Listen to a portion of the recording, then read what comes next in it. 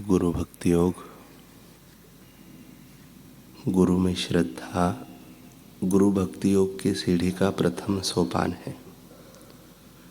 गुरु में श्रद्धा दैवी कृपा प्राप्त करने के लिए शिष्य को आशा एवं प्रेरणा देता है।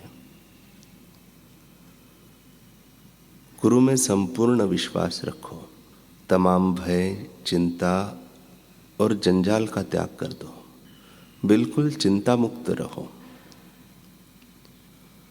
गुरु वचन में श्रद्धा अखुट बल, शांति एवं सत्ता देती है।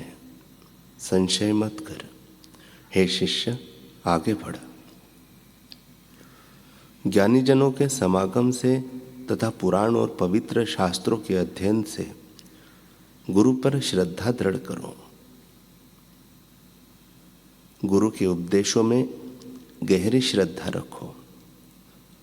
सद्गुरु के स्वभाव और महिमा का सद्गुरु के स्वभाव और महिमा को स्पष्ट रीति से समझो। गुरु की सेवा करके दिव्य जीवन बिताओ, तभी ईश्वर की जीवंत मूर्ति के समान सद्गुरु के पवित्र चरणों में संपूर्ण आत्मसमर्पण कर सकोगे।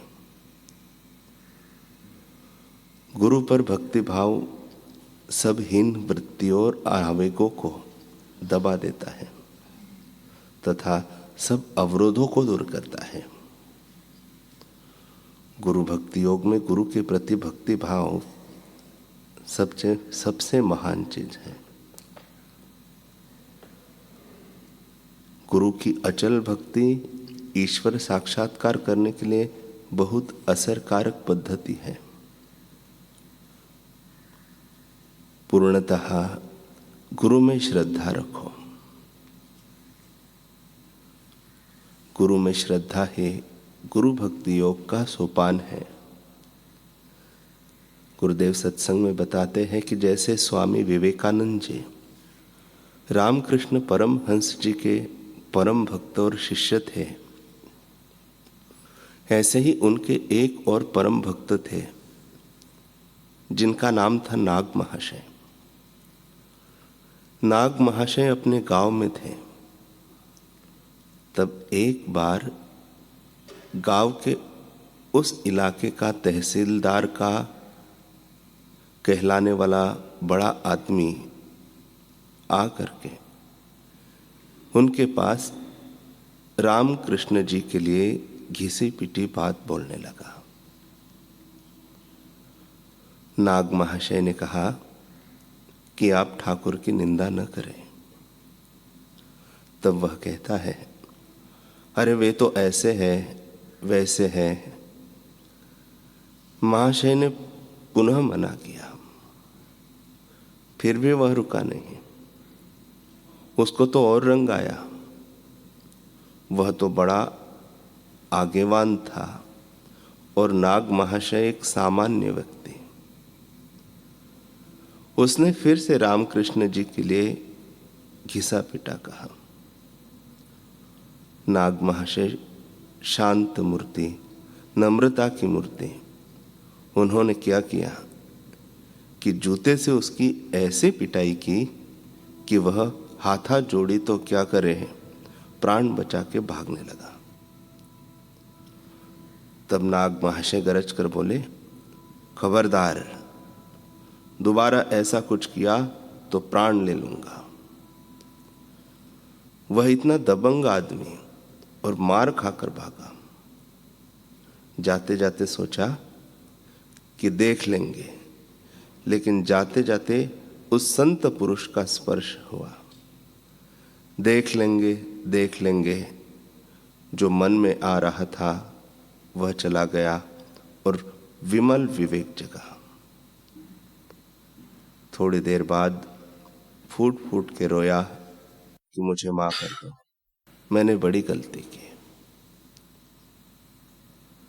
यह बात जब चली तो एक गुरु भाई ने महाशय जी से पूछा कि यह कैसे हुआ, आप तो जूते पहनते नहीं, फिर उसे मारने के लिए जूता कहाँ से मिला।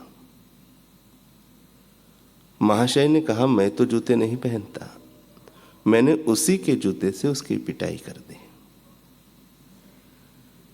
जिन्होंने महापुरुषों से निर्मल विवेक पाया है, वे महापुरुष को बाहर से मापने वाले व्यक्ति के द्वारा कोई बकवास बर्दाश्त नहीं कर सकते। गुरुदेव कहते हैं कि हमको पता है कि हमारे गुरुदेव से हमको क्या मिला है। मैं गुरुदेव के नैनीताल आश्रम में गया तो गुरुदेव बाहर गए हुए थे। आश्रम के नजदीक एक बहुत बड़ा अन्य आश्रम था। जब मैं वहां गया तो वहां के मठाधीश ने मेरी बहुत आवभगत की। पूड़ी आदि तरह तरह के व्यंजन बनवाए। फिर धीरे से उसने मेरे गुरुदेव के लिए घिसा पिटा बोलना शुरू किया। मैं वहां से तुरंत चल पड़ा। दोबारा उसका मुंह नहीं देखा। वह बहुत प्रसिद्ध हस्ती थी।